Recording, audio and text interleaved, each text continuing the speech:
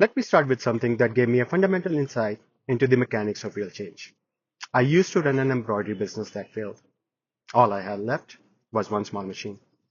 I started using it at the public library. A woman noticed the effort and offered me a small cottage for $50 a week through her nonprofit. That's how I got back on my feet. My point is this: when effort is visible and the cause is real, people help. And this insight became the basis of a plan called the Dignity Engine. So, what is the Dignity Engine? It is a new approach to fixing the system by restoring human connection and creating equal economic opportunities for people. It doesn't assume that people don't change and therefore have to be regulated. So here's my plan. We rent a space and install an embroidery machine. We bring together a team of 10 people. I already know the skill, so I teach them. Until they are trained, we produce products together and sell them together. Whatever is made each day is divided among the team. The team decides roles and shares profits. Access to the machines is conditional. If someone doesn't show up or cannot work with others, the team can vote them out. And if a whole team cannot work things out, the opportunity moves to the next team in line. That same principle applies to power and leadership. My role in this project is not permanent. No role here is. If I don't perform, I can be voted out by the people we serve. The reason is simple. If I'm asking for donations on poor people's behalf, they should have a say in how that money is spent. So why would people support this? Because when an unhoused person sells something they made themselves and the money goes directly into their pocket, people support it because effort is visible and can be verified. Why do I believe teamwork will work? I have seen firsthand how ownership changes behavior. I'll give you my own example. At one point, I had no choice but to take a truck wash job. 72 hours a week, $2,000 a month. There were four other men ages 50 to 70. We lived at the workplace sharing two rooms. Sundays were optional and commission based. 40% for us, 60% for the owner. I rarely worked Sundays, but when we did, we worked harder than any other day. We held each other accountable. We pushed each other to maximize output and profits. When people have freedom and ownership, they work harder and put the team first. Later, one of those men had a heart attack. He had no family. I took care of him for a month and helped him find another job. Later, while chasing this dream project, I ran out of money. I called the same man I had known for less than 6 months. He gave me his debit card, and I spent $1,700 on it. That's just one example, but it proves something.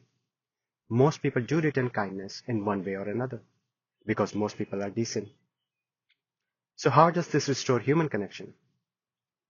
This is where the Dignity Engine is different from most programs. I don't think the real disconnection is between people. I think it is between us and our inner child. I learned to shut myself down early in life to keep things inside instead of dealing with them. By my late 30s, I hit rock bottom and lost almost everything. That's when I realized the truth. I had spent my life silencing my inner child instead of listening to him. One night, I talked to someone I barely knew about childhood wounds. I was the one who got emotional. But something meaningful happened. No judgment, no fixing, no advice, just acceptance. I didn't feel weak. I didn't feel broken. I felt seen. That's when I finally connected with my inner child instead of shutting him down. Knowing yourself is a process. It gets easier when you face what you are carrying through deep connection. When you know yourself at that level, you are no longer controlled by your emotions. You understand them. You take responsibility for them. You give meaning to your suffering, and that meaning becomes your purpose. And once you have purpose, you can transform your suffering into something meaningful. That's what qualifies me for this work. Most people living on the streets are carrying childhood wounds they have held for decades. Addiction is usually a symptom, not the root cause. What I'm good at is sitting with people in discomfort without reacting. I don't judge, I don't fix, I don't control. I absorb the pain and turn it into something meaningful. And that's what the Dignity Engine is. It is a space with no judgment and no pressure. Connection isn't forced, because forced connection doesn't last. Purpose alone is not enough. It has to move in the right direction.